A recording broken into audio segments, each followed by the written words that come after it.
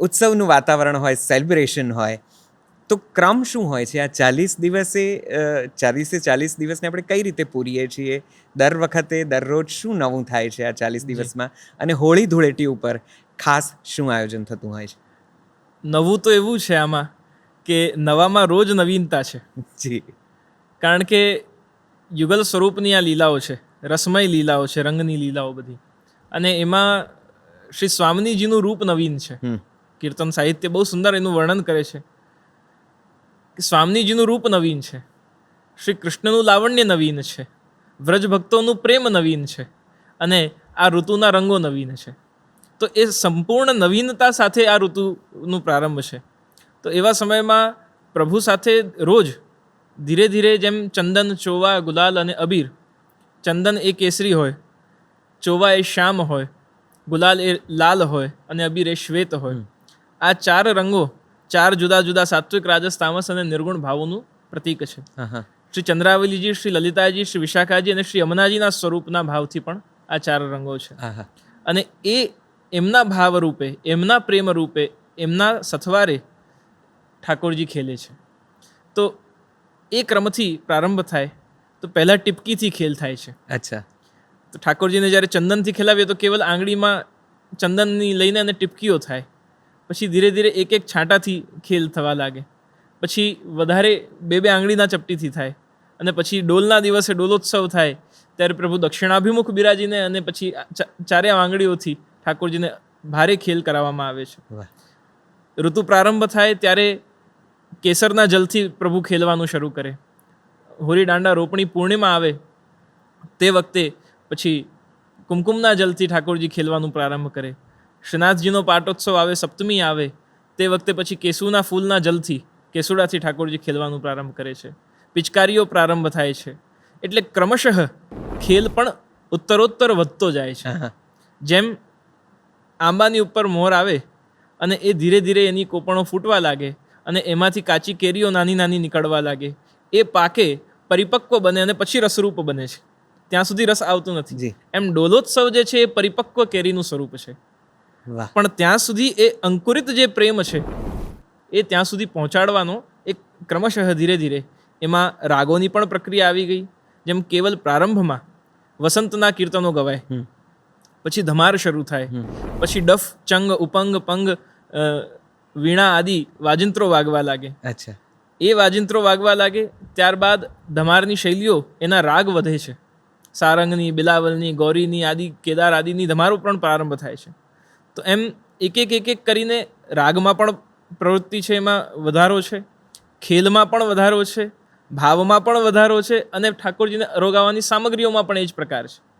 તો ઉત્તરોત્તર ભક્તનો ભાવ વર્ધન થાય એવા ભાવથી શ્રીમદ ભાગવતજીનો બહુ સુંદર એક શ્લોક સ્મરણ આવે છે કે ત્યાં ભક્તિયોગ વર્ધનમ યચ્ચ કૃષ્ણ સંતોષ હેતુકમ તદહમ તે વિધાસ્યામી સાવધાન તયા શૃણુ.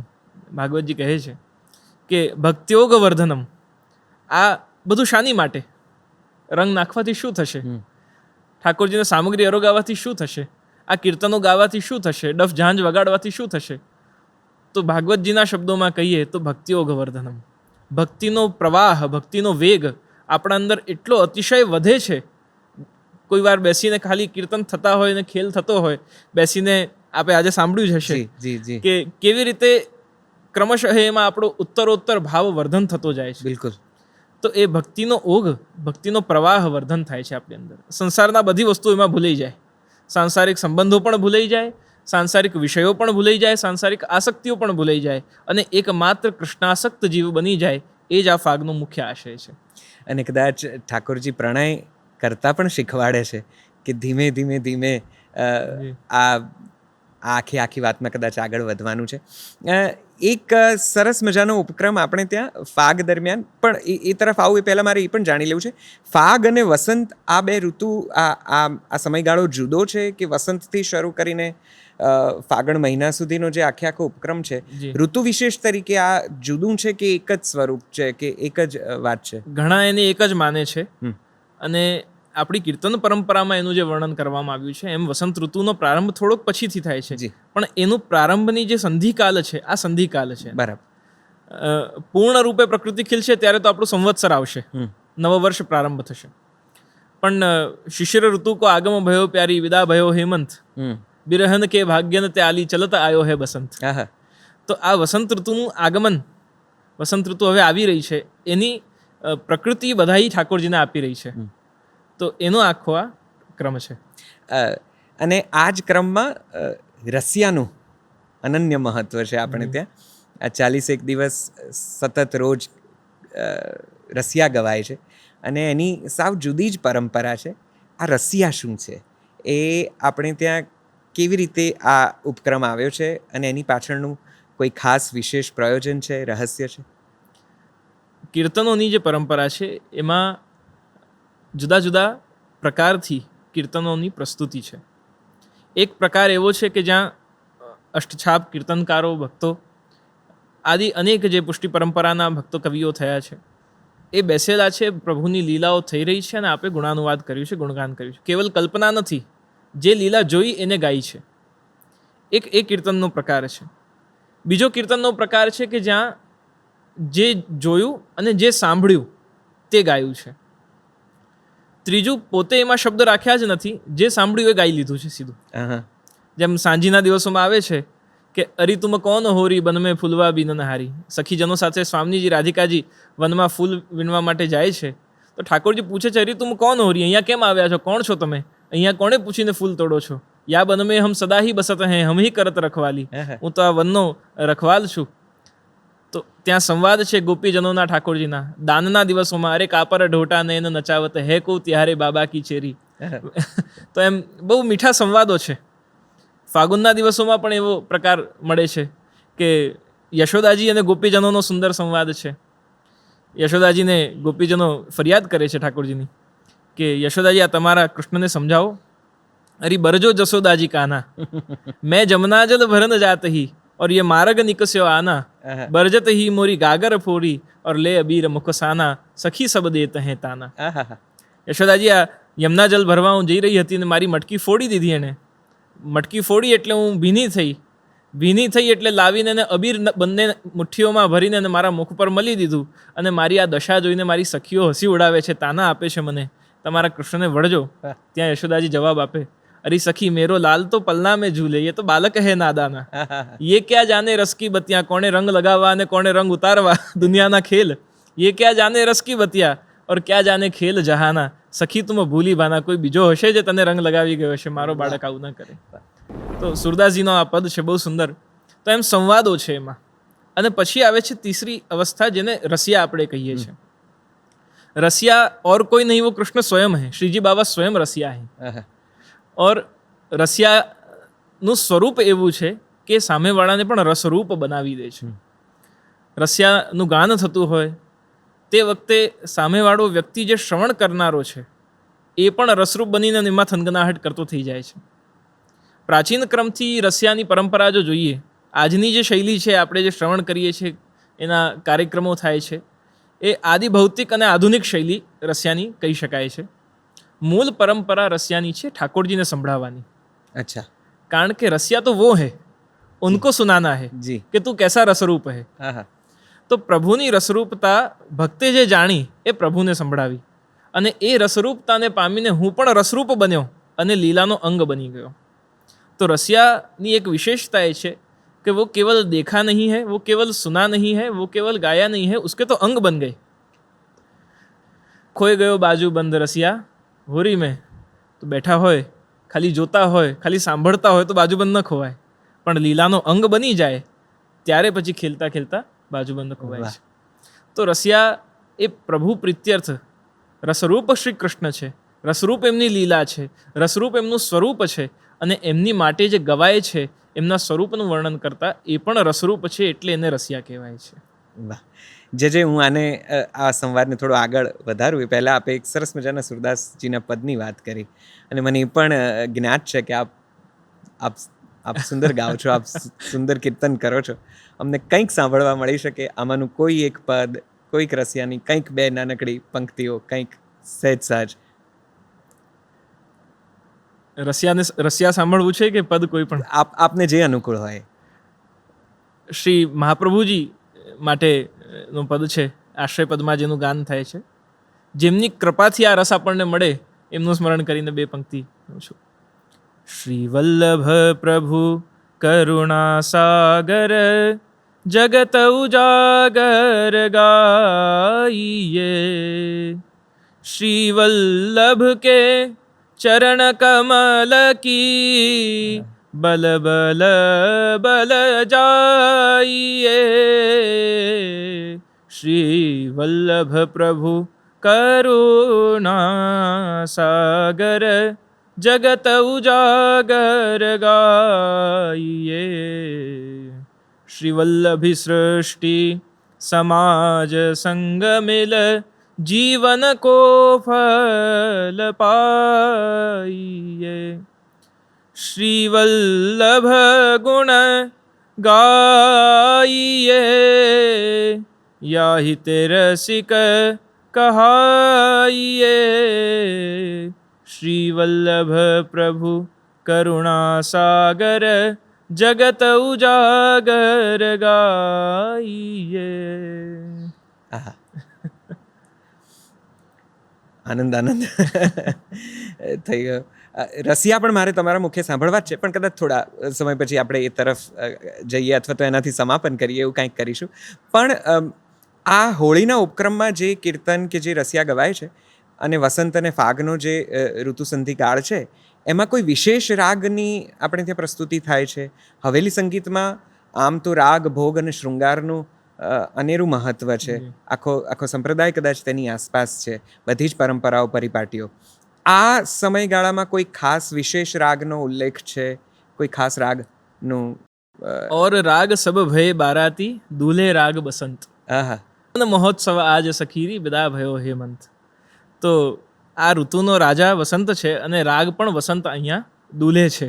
એ જ વર રાજા છે અને વરરાજાની સાથે મિશ્ર રાગોનો પ્રકાર વિશેષ રૂપે વસંતના ક્રમમાં લેવામાં આવ્યો છે. ગૌરી સાથે પણ વસંતનું મિશ્રણ છે અને સર્વ રાગો, ધનાશ્રી આદિ જેટલા પણ આસાવરી, બિલાવલ આદિ રાગ છે, દરેક રાગ ગવાય છે આ ઋતુમાં. પણ એમાં વસંત ઋતુની, વસંત રાગની છાયા એમાં પડે છે. બરાબર. વસંત રાગના સ્વર એમાં મિશ્ર થાય છે. એટલે રાગ તો જુદા જુદા ગવાય છે, પણ મુખ્ય રૂપે કાફી છે, પીલું છે અને વસંત રાગ વિશેષ કરીને શ્રી રાગ આદિ રાગો વિશેષ આમાં ગવાતા હોય છે. જી.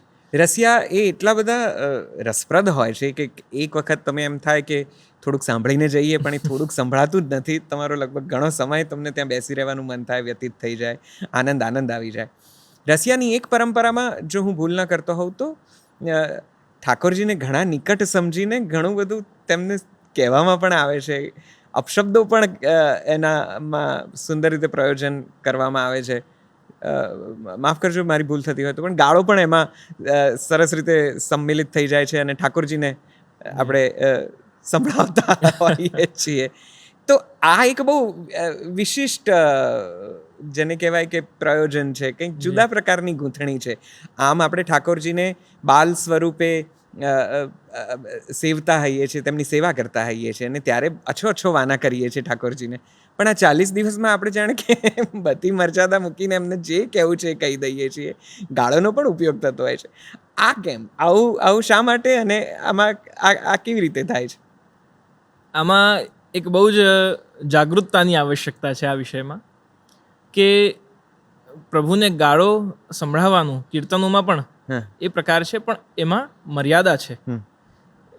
આપણે લોકભાષામાં જે ગાળો બોલતા હોઈએ એને ખાલી કહેવા ખાતર કે સંભળાવવા ખાતર કહેવાનો પ્રકાર નથી. બીજું કોઈ પણ નથી કહી શકતું. એ અધિકાર કેવલ વ્રજવાસીઓને છે. અચ્છા. એ વ્રજ ભક્તોને અધિકાર છે કે જે ઠાકોરજીને સંભળાવી શકે. તો ઠાકોરજીને સંભળાવવાની જે ગાળો છે એની મધુરતા આપ જુઓ કે નવરંગી લાલ બિહારી તો હે દેહે હસ હસ ગારી તેરી દ્વે બાપ દ્વે મહતારી. તો કોઈને એમ સામાન્યમાં તમે કહો કે તું તો 2 બાપ વાળો છે તો એ ઉચિત ન લાગે. જી. પણ ભગવાનને તો ગોપીજનો સરળતાથી કહે છે કે નંદરાયજી પણ તારા પિતા છે અને વસુદેવજી પણ તારા પિતા છે, તેરે તો 2 બાપ હૈ ઓર તેરી તો 2 મહતારી, 2 માં છે તારી. તો એ કેમ?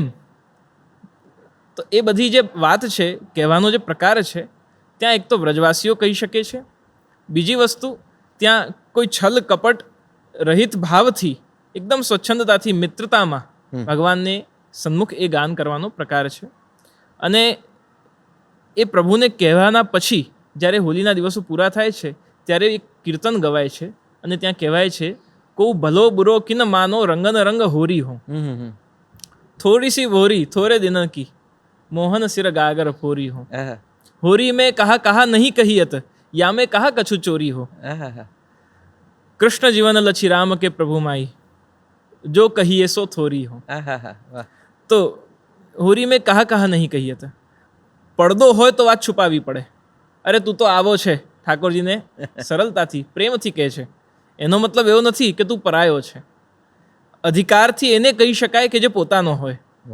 પ્રભુ ભક્તોના એટલા થયા છે અને ભક્તો પ્રભુના એટલા બન્યા છે. અને એ કેવલ બ્રજ ભક્તોને અધિકાર છે કે પ્રભુને જે મન આવે, કાપર ડોટા ગોકુલ બસત તુમ ઢીઠ ભય હો, એવી વાત ઠાકોરજીને ગોપીજનો બ્રજ ભક્તો કહે છે. પણ ત્યાં દ્વેષ, ત્યાં કોઈ ભગવાન પ્રત્યે વેરભાવ, એનાથી પ્રભુને કહેવાનો કોઈ ક્રમ નથી. કેવલ પ્રેમવશ બ્રજની સહજ ભાષા છે. કારણ કે આ ફાગનો ઉત્સવ વ્રજનો છે અને એ પણ ગાવા માટે, કહેવા માટેના અમુક દિવસો છે. એથી બહાર જઈને તમે કહો તો એનો દોષ છે, અપરાધ છે.